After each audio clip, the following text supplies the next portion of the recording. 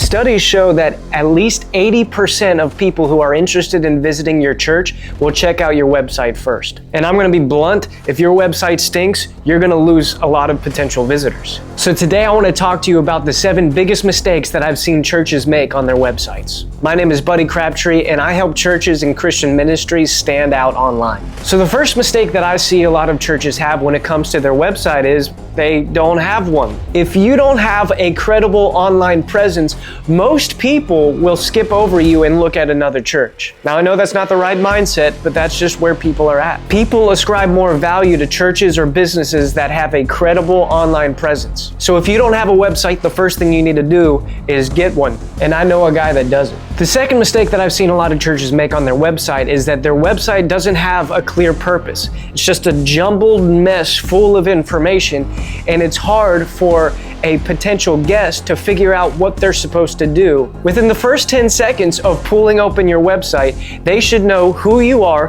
what your purpose is, and what they need to do about it. If your website is frustrating and they don't have a clear next step, then they might just leave your website completely. So you want to make sure that the top section of your homepage gives clear vision and clear direction on what they need to do. The next mistake that I see on a lot of church websites is that they aren't mobile friendly. Most people are using their phones instead of a computer to search the internet now. So if your website's not mobile friendly, it'll instantly become frustrating for them and they might leave. It also communicates to them that what you're doing is not relevant, even though the message is, the packaging isn't. Now the fourth one is subtle, but it can still have a devastating effect. And that is slow load times on your website. And get this, over 50% of people will leave your site if it takes longer than 3 seconds to load. So if your picture files are too big and there's too many plugins active on your website and it takes too long for your website to load, then over half of your potential visitors will abandon you. We don't want that. So check your website load times and optimize your site so that it moves quicker. The fifth mistake that I've seen is that there's no clear call to action. At the top of your website, people should know instantly what you want them to do next. Do you want them to watch a message? Do you want them to contact you?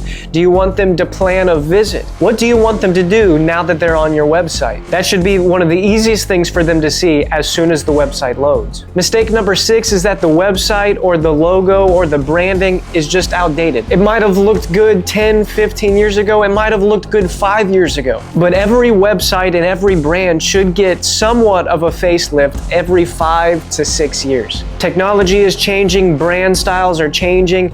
Everything is constantly in this endless cycle of change, and growth without change is impossible. So if your website looks outdated, it communicates to the individual that you're not relevant. So always purpose every 5 to 6 years to update and revamp your website and your branding, even if it's just a small tweak. And finally, mistake number 7 is that the website has a lot of information, but is not optimized for search engines. Now this one is a little bit more complicated because it requires local SEO research on keywords, page titles. It also will benefit your website to optimize your Google business profile. But when the information and the keywords on your website are not matching what people are searching for in your local area, your website might not be reaching as many people as you would like for it to. So I would encourage you to find someone who understands SEO research and ask them to help you optimize your website. So those are the 7 biggest mistakes that I've seen on church websites. And if you need a website or you need help fixing any of these on your website,